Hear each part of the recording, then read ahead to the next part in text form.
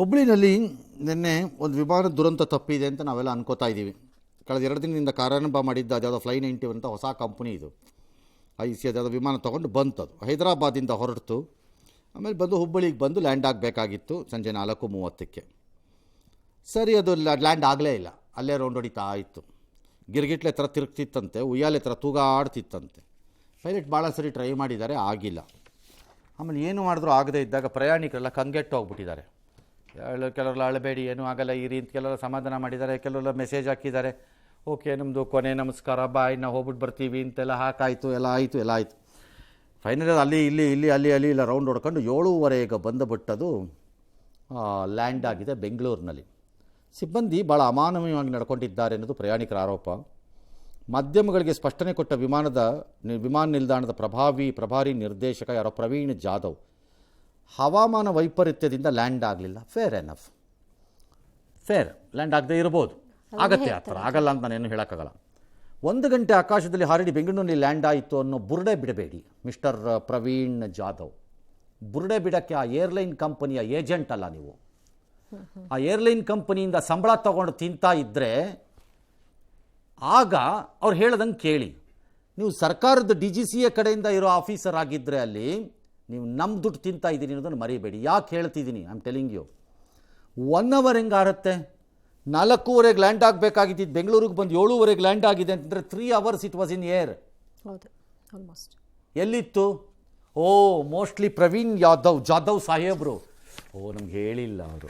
ಏನಂತ ಸರ್? ಅದು international space ಸ್ಟೇಷನ್ಗೆ ಹೋಗಿ ಒಂದು ಅರ್ಧ ಗಂಟೆ ರೆಸ್ಟ್ ತೊಗೊಂಡು ಬಂತದು. ಈ ರಬ್ಬಿಶ್ ನಾನ್ಸೆನ್ಸನ್ನು ಮಾತಾಡಬೇಡಿ, ಕರೆಕ್ಟಾಗಿ ಹೇಳಿ. ಅದಕ್ಕೆ ನಾನು ಬಡ್ಕೋತಾ ಇರೋದು. ವಿಮಾನಯಾನ, ಮೆಟ್ರೋ, ಈ ಕೆಲವು ಬೇರೆ ಬೇರೆ ವ್ಯವಹಾರಗಳನ್ನು ಕೊಟ್ಬಿಟ್ಟು ಜನಕ್ಕೆ ಹಕ್ಕೆ ಇಲ್ದಂಗೆ ಮಾಡಿಬಿಟ್ಟಿದ್ದೀರಿ. ಸನ್ಮಾನ್ಯ ಮೋದಿ ಸಾಹೇಬರ ಕೃಪೆ. ಅವ್ರು ಏನು ಹೇಳ್ತಾರೆ ಅದನ್ನು ಕೇಳಬೇಕು. ನನ್ನ ಪ್ರಕಾರ ಇದರಲ್ಲಿರೋ ಪ್ರಯಾಣಿಕರು ಒಂದು ಟೆಸ್ಟ್ ಕೇಸ್ ಆಗಿ ಒಂದು ಕೇಸ್ ಹಾಕಿ ನಮ್ಮನ್ನು ಈ ಟೆನ್ಷನ್ಗೆ ದೂಡಿದ ಇವರ ಮೇಲೆ ಕ್ರಿಮಿನಲ್ ತೊಗೋಬೇಕು, ಇಲ್ಲರವ್ರು ಪ್ರಾಪರ್ ಉತ್ತರ ಕೊಡಬೇಕು. ಅಮಾನವೀಯವಾಗಿ ನಡ್ಕೊಳ್ಳೋದೇನು? ನಿಮ್ಮ ಮನೆ ಜೀತದಾಳುಗಳ ಕಪಾಳು ಕೊಡಿಬೇಕಾಗಿತ್ತು ಅವನು. ಯಾವನೋ ಒಬ್ಬ ಅಮಾನವೀಯವಾಗಿ ನಡ್ಕೊಂಡವನಿಗೆ ಕೆಳಗಿಳಿಸ್ಬಿಟ್ಟು ಆಚೆ ಕರ್ಕೊಂಡು ಹೊಡಿಬೇಕಾಗಿತ್ತು ಅವನಿಗೆ. ಈ ದೇಶದಲ್ಲಿ ಒದ್ರೆ ದಾರಿಗೆ ಬರ್ತಾರೆ ಅಂತ ನನಗೆ ಗೊತ್ತಿದೆ, ಬಟ್ ಹೇಳೋಂಗಿಲ್ಲ. ಅದು ಕಾನೂನು ಅಂತ ಬಡ್ಕೋತಾರಲ್ಲ, ಒದ್ರೆ ದಾರಿಗೆ ಬರ್ತಾರೆ. ಯಾಕಂದರೆ ಒದಿಸ್ಕೊಳ್ಳೋ ದೇಶದಲ್ಲಿ ಹೆಂಗಿರ್ತಾರೆ ಅಂತ ನೋಡಿಲ್ವಾ? ಇಡಿಯಟ್ಗಳು ತೊಗೊಂಬಂದು ಉತ್ತರ ಕರೆಕ್ಟಾಗಿ ಕೊಡಿ. ಅದು ಏನು ಬೇಕಾದ್ರೂ ಆಗಿರ್ಬೋದು. ಹೌದು, ಎಸ್. ಟರ್ಬುಲೆನ್ಸ್ ಸಂಬಂಧ ಈ ಪ್ರಾಬ್ಲಮ್ಸ್ ಆತ. ಅಷ್ಟು ತ್ರಾಸ ಮಾಡ್ಕೊಂಡು ಕೆಳಗಡೆ ಬಂದವ್ರನ್ನ ಧೈರ್ಯ ತುಂಬಿ ಪ್ರೀತಿಯಿಂದ ಮಾತಾಡಿ ಕಳ್ಸೋದು ಬಿಟ್ಟು ನೀವು ಹೆಂಗ್ ಹೋಗ್ತೀರಿ ಹೋಗ್ರಿ, ಇಂಟ್ರೆಸ್ಟ್ ಇಲ್ಲ ಅಂದ್ರೆ ಕೆಳಗಿಳಿರಿ, ನಿಮ್ಮ ಜವಾಬ್ದಾರಿ ನೀವು ನೋಡ್ಕೋರಿ. ಇದೇನ್ರಿ ಸರ್ ಮಾತಾಡೋ ಪದ್ಧತಿ? ಏನ್ ಸರ್ ಇದು? ಸೌಜನ್ಯತೆಯಿಂದ ಮಾತಾಡೋ. हैदराबाद फ्लाइट था, हैदराबाद से हुबली 4:30 लैंड होना था, but due to bad weather जो है 1 आवर जो है हेल्ड अप रखा था एयर में, बट 1 आवर में भी जो है वो इम्प्रूव नहीं हुआ, इसीलिए बेंगलोर उसको डाइवर्ट किया गया. वो इशू ಹೆಚ್ಚು ಕಮ್ಮಿ ಆಗಿದ್ರೆ ಹೆಚ್ಚು ಕಡಿಮೆ ಅಂದ್ರೆ ಏನು ಆಯಿತು? ಪ್ರವೀಣ್ ಜಾಧವ್ಗೆ ಏನಾಗಬೇಕು? ಹೆಚ್ಚು ಕಡಿಮೆ ಆದರೆ ಅವ್ರಿಗೆ ಏನಾಗಬೇಕು? ಹೋಗೋರು ಯಾರು ಹೇಳ್ತಿಲ್ಲ ನಿಮಗೆ, ಎಲ್ಲ ಸರಿ ಇರಬೇಕಾಗಿತ್ತು. ವೆದರ್ ಈಸ್ ವೆದರ್, ಅದನ್ನು ತಡೆಯೋಕ್ಕಾಗಲ್ಲ, ಅದನ್ನು ಯಾರೇನು ಮಾಡೋಕ್ಕಲ್ಲ. ಆನ್ಸರ್ಸ್ ಕರೆಕ್ಟಾಗಿ ಕೊಡಿ. ಈ 3 ಗಂಟೆ ಕಾಲ ಎಲ್ಲಿತ್ತು ವಿಮಾನ? Mister answer it I say if you are in charge. ಎಲ್ಲಿತ್ತು 3 ಅವರ್ಸ್ ವಿಮಾನ? 4:30ಗೆ ಅದು ಲ್ಯಾಂಡ್ ಆಗಬೇಕಿತ್ತು ಅನ್ನೋದಾದರೆ 7:30ಗೆ ಬಂದು ಬೆಂಗಳೂರಿಗೆ ಲ್ಯಾಂಡ್ ಆಗುತ್ತೆ ಅನ್ನೋದಾದರೆ 1 ಅವರ್ ಅದು ಅಲ್ಲೇ ತಿರುಗಿದೆ ಅನ್ನೋದಾದರೆ travel time back to Hubli is again 45 minutes to 1 hour ಆದರೆ ಇನ್ನು 1 ಅವರ್ ಎಲ್ಲಿತ್ತು ವಿಮಾನ? ಅದೇ ಹೇಳಿದ್ದು, ಇಂಟರ್ನ್ಯಾಷನಲ್ ಸ್ಪೇಸ್ ಸ್ಟೇಷನ್ಗೆ ಹೋಗಿತ್ತಾ? ನಿಮ್ಮ ಮೊಮ್ಮಗು ಏನಾರು ಇತ್ತಾ ಅದನ್ನು ಮಾತಾಡ್ಸ್ಕೊಂಬಂತ? ಇಂಥ ಅಯೋಗ್ಯತನ ತೋರಿಸ್ಬೇಡಿ. ದಿಮಾಕಿನ ಮರಿಗಳಾಗ್ಬಿಟ್ಟಿದ್ದೀರಿ ನೀವೆಲ್ಲರೂ. ಅದಕ್ಕೆ ಹಿಂಗೆ ಆಗ್ತಿರೋದು ಇದು. ಅದನ್ನು ಕೇಳೋಕ್ಕೆ ನಮಗೆಲ್ಲೂ ಜಾಗ ಇಲ್ಲ ನೋಡಿ. ಯಾವ ಹಕ್ಕು ಇಲ್ಲ. ರೋಡಲ್ಲಿ ಸಣ್ಣ ಜಗಳ ಆದರೆ ಪೊಲೀಸ್ ಸ್ಟೇಷನ್ಗೆ ದೂರು ಕೊಡ್ಬೋದು. ನಮ್ಮ ಪ್ರಾಣನೇ ತಿಂದ್ಬಿಡೋ ಈ ಕಚಡಗಳ ಮೇಲೆ ದೂರು ಕೊಡೋಕೆ ನಮಗೆಲ್ಲೂ ಜಾಗ ಕೊಟ್ಟಿಲ್ಲ ಈ ಘನತೆ ವೆತ್ತ ಸರ್ಕಾರ. ಬಾಯಿಯೋ ಅಂತೀರಲ್ಲ, ಕೊಡ್ರಿ ಜಾಗ ದೂರು ಕೊಡೋಕೆ ಫಸ್ಟು ಕರೆಕ್ಟಾಗಿ. ಎಸ್.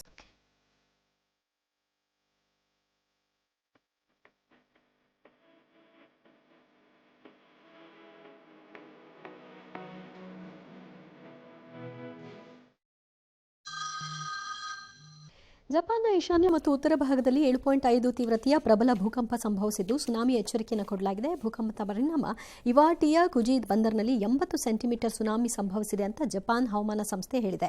ಸ್ಥಳೀಯ ಕಾಲಮಾನ ಸಂಜೆ 4:53 ಸಂದರ್ಭದಲ್ಲಾಗಿರುವುದು. ಟೋಕಿಯೋ ನಗರ ಬೃಹತ್ ಕಟ್ಟಡಗಳು ಅಲುಗಾಡಿವೆ. ಭೂಕಂಪದ ನಂತರ ಸಮುದ್ರದಲ್ಲಿ ಅಲೆಗಳ ಅಬ್ಬರವೂ ಕೂಡ ಜೋರಾಗಿತ್ತು. ಇವಾಟೆಯ ಮೋರಿ ಪ್ರಾಂತ್ಯಗಳ ಕೆಲವು ಕರಾವಳಿ ಭಾಗಗಳಲ್ಲಿ 10 ಅಡಿ ಎತ್ತರದ ಸುನಾಮಿ ಅಲೆಗಳು ಅಪ್ಪಳಿಸುವಂತಹ ಸಾಧ್ಯತೆಯ ಬಗ್ಗೆ ಎಚ್ಚರಿಕೆಯನ್ನು ಕೊಡಲಾಗಿದೆ. ಇನ್ನು ಜಪಾನ್ನಲ್ಲಿ ಈ ರೀತಿಯ ಭೂಕಂಪಗಳಾಗುವಂಥದ್ದು ಹೊಸದು ಅಲ್ಲ, ಆಗಲ್ಲ ಅಂತ ಹೇಳಲಿಕ್ಕಲ್ಲ. It's sitting on the ring of fire. Japan ಕೂತ್ಕೊಂಡಿರೋ ಜಾಗ ಹೇಗಿದೆ, ಇಂಡೋನೇಷ್ಯಾ ಇದೆಲ್ಲ ಆ ಟೆಕ್ಟಾನಿಕ್ ಪ್ಲೇಟ್ಗಳ ಕರೆಕ್ಟ್ ಎಡ್ಜ್ಗಳಲ್ಲಿವೆ. ಹಾಗಾಗಿ ಇದು ಮೊಮೆಂಟ್ ದ ಟೆಕ್ಟಾನಿಕ್ ಪ್ಲೇಟ್ಸ್ ಒಂದಕ್ಕೊಂದು ಉಜ್ಜಿದಾಗ ಅದರಿಂದ ಆಗಬೇಕಾದಂತಹ ಮೊದಲನೆಯ ಪರಿಣಾಮ ಅಲ್ಲೇ ಆಗಬೇಕು, ಅಲ್ಲಾದಾಗ ನಾನು ಹೇಳ್ತಿರೋದು. ಸೊ ಹಾಗಾಗಿ ಜಪಾನಿಯರಿಗೆ ಇದು ಹೊಸದಲ್ಲ. Maybe the intensity of 7.5 is big ಅನ್ಸುತ್ತೆ. ಬಟ್ ಅಗೈನ್ 7.5 ಅಲ್ಲ, ದ ಡೆಪ್ತ್ ಏನು ಅಂತ. ಡೆಪ್ತ್ ಯಾವ ಆಳಕ್ಕೆ ಅಂದರೆ ಸುಮಾರು 100 ಕಿಲೋಮೀಟರ್ ದೂರದಲ್ಲಿ ಅಂತಾರೆ. ಆಳ ಗೊತ್ತಿಲ್ಲ ಅಟ್ ವಾಟ್ ಡೆಪ್ತಲ್ಲಿ ಆಗಿದೆ ಇದು ಅಂತ. ಏನ್ಯಾವು ಇದಾಗಿದೆ, ಒಂದಷ್ಟು ಅಲೆಗಳು ಬರ್ಬೋದು. ಬಟ್ ಈಗ ಸುನಾಮಿ ಅಲೆಗಳ ಬಗ್ಗೆ ಎಲ್ಲರೂ ಅಲರ್ಟ್ ಆಗೋಗಿರೋದ್ರಿಂದ ಡ್ಯಾಮೇಜ್ಗಳಷ್ಟು ಆಗಲಿಕ್ಕಿಲ್ಲ, ಜನಕ್ಕೇನು ಆಗಲ್ಲ. ಆಸ್ತಿಪಾಸ್ತಿನಷ್ಟ ಆಗ್ಬೋದು, ಆದ್ರೂ ಆಗಲಿಕ್ಕಿಲ್ಲ ಅಂತ ನಾನು ಹೇಳೋಕ್ಕಾಗಲ್ಲ. ಇನ್ನು ಎರಡನೇದು ಬರಬಹುದು, ಎರಡನೇ ಭೂಕಂಪ ಆಗ್ಬೋದು, ಮತ್ತೆ ಅಲೆನೂ ಬರ್ಬೋದು, ಡ್ಯಾಶು. ಬಟ್ ಜಪಾನ್ನ ಬಹುತೇಕ ಕಟ್ಟಡಗಳು ಬಿಟ್ವೀನ್ 7.5, 8, 8.5, 9ವರೆಗೂ, ಕೆಲವೆಲ್ಲ 9ವರೆಗೂ ಮಾತಾಡ್ತಾ ಇದ್ದಾರೆ. ಅದರ ಪರಿಣಾಮವನ್ನು ತಡ್ಕೊಳ್ಳುವ ರೀತಿ ಕಟ್ಟಡಗಳೆಲ್ಲ ಕನ್ಸ್ಟ್ರಕ್ಷನ್ ಆಗಿವೆ ಅವುಗಳು. ಸೊ ವೆರೈಟಿ ಆಫ್ ಮೆಥಡ್ಸಲ್ಲಿ, ತರಾವರಿ ಮೆಥಡ್ಸಲ್ಲಿ ಹೌ ಟು ಅಬ್ಸಾರ್ಬ್ ದಟ್, ಆ ಶಾಕನ್ನು ಅಬ್ಸಾರ್ಬ್ ಮಾಡ್ಕೊಳ್ಳೋ ಥರ ಬಿಲ್ಡಿಂಗ್ಗಳು. ಹಾಗಾಗಿ ಫಾರ್ ಎಕ್ಸಾಂಪಲ್ ತೆಂಗಿನ ಮರ ಇದ್ದಂಗೆ, ಬಿರುಗಾಳಿ ಬಂದಾಗ ತೆಂಗಿನ ಮರ ಹಿಂಗಾಗತ್ತೆ ಹೊರತು ಮರ ಬೀಳಲ್ಲ. ಮರ ಸ್ಟ್ರಾಂಗ್ ಇಲ್ದಿದ್ರೆ ಬೀಳತ್ತಷ್ಟೆ. ಸೇಮ್ ಭೂಕಂಪನ ವಿರೋಧ ನಿಯಂತ್ರಿಸುವಂಥ ಶಕ್ತಿಯಲ್ಲಿ ಮನೆಗಳನ್ನು ಕಟ್ಟಿರೋದು ಅಥವಾ ಮಲ್ಟಿಸ್ಟೋರಿ ಬಿಲ್ಡಿಂಗ್ಗಳನ್ನು ಕಟ್ಟಿರೋವಾಗ ಏನಾಗುತ್ತೆ, ಇಟ್ ಮೇ ಸ್ವೇ, ಇಲ್ಲ ಅಂತಲ್ಲ, ಬೀಳಲ್ಲ. ಎಸ್, ಸೂರ್ಯದೇವನ ಅಂದಾಗಿ ಕರ್ನಾಟಕ ಕಾದೋಗಿದೆ ಅಂತಿದ್ದಾರೆ, ನಿಜ. ನಮ್ಮಲ್ಲಿನ ಬೆಂಗಳೂರಲ್ಲಿ 36, ಬೆಳಗಾವಿಲಿ 35, ಬೀದರ್ಲಿ 39, ಹೀಗೆ ಎಲ್ಲ ಕಡೆ 35, 37, 38, 39 ಆವ್ರೇಜ್ ಇದ್ದಂಗಿದೆ. ಬೀದರ್ನಲ್ಲಿ ಬಿಸಿಲಿನ ಜಳಕ್ಕೆ ಒಬ್ಬ ಯುವಕ ಯಾರೋ ಕುಸ್ತು ಬಿದ್ದು ಸಾವನ್ನಪ್ಪಿದ್ದಾನೆ. All right. ಕೆಲವು ಕಡೆ ಎಲ್ಲ ಆಸ್ಪತ್ರೆಯಲ್ಲೇನೋ ಫ್ಯಾನು ಎಲ್ಲ, ಕಿಮ್ಸಲ್ಲೆಲ್ಲೋ AC ಎಲ್ಲ ಕೆಟ್ಟೋಗಿತ್ತಂತೆ. ಆಮೇಲೆ ನಮ್ಮಲ್ಲೇನೋ ಒಂದು ವರದಿ ಹಾಕಿದ್ರಂತೆ. ಆಮೇಲೆ ಓಡ್ ಬಂದೇನೋ ಅದನ್ನು ರಿಪೇರಿ ಮಾಡಿ ಒಂದೆರಡು ಫ್ಯಾನು ಗೀನು ಕೊಟ್ರಂತೆ.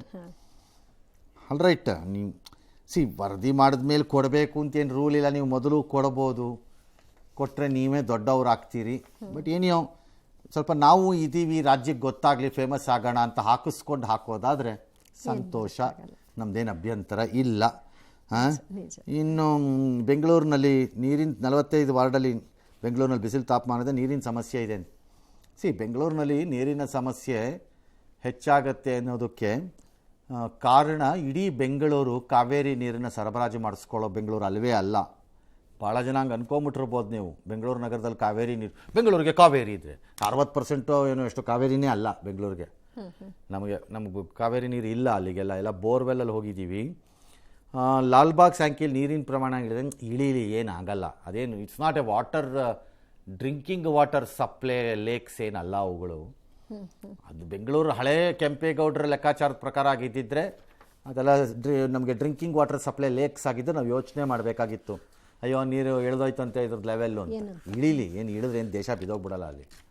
ಎಸ್, ಒಂದ್ ಕಡೆ ಬಿಸಿಲು ಸುಡ್ತಾ ಇದ್ರೆ ಮತ್ತೊಂದು ಕಡೆಯಲ್ಲಿ ಮಳೆ ಕೂಡ ಆಗ್ತಾ ಇದೆ. ಚಿಕ್ಕಮಗಳೂರಿನಲ್ಲಿ ಬಿರುಗಾಳಿ ಸಹಿತ ಮಳೆಯಾಗಿದ್ದು ಮೂಡಿಗೆರೆ ಕಳಸಾ ತಾಲೂಕಿನಲ್ಲಿ ಭಾರಿ ಮಳೆ. ಕಳಸದ ಕುದುರೆಮುಖ TB ಸರ್ಕಲ್ನಲ್ಲಿ ಬೃಹತ್ ಮರಗಳು ಬಿದ್ದು ಹೋಗಿದೆ.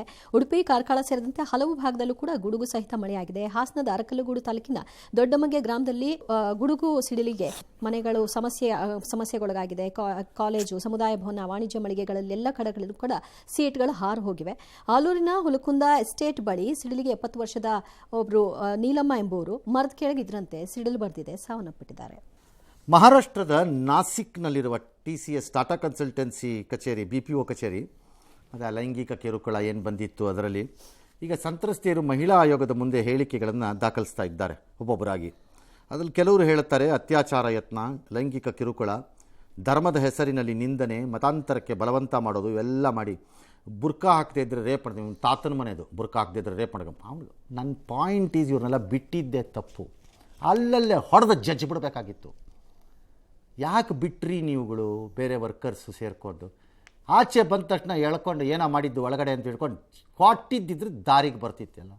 ಏನು ಕೆಲಸ ಹೋಗಿರೋದಷ್ಟೇ, ಏನು ಮಾಡೋಕ್ಕಾಗ್ತಿರಲಿಲ್ಲ, ಯಾವ ಕೆಲಸ. ಅದಕ್ಕೆ ಆಗ್ತಾ ಇರೋದು ಈ ಥರ. ನೀವು BJP ಇದೆ, RSS ಇದೆ, ತಲೆ ಕೆಡ್ಸ್ಕೊಬೇಡಿ, ಕಾಪಾಡ್ತಾರೆ ನಿಮ್ಮನ್ನು ಎಲ್ಲರೂ, ಆಯಿತಾ? ಹಿಂದೂಗಳೆಲ್ಲ ಅವ್ರು ಕಾಪಾಡ್ತಾರೆ ಅವರು. ತಲೆ ಕೆಡ್ಸ್ಕೊಳಕ್ಕೆ ಹೋಗ್ಬೇಡಿ ನೀವು, ಓಕೆ.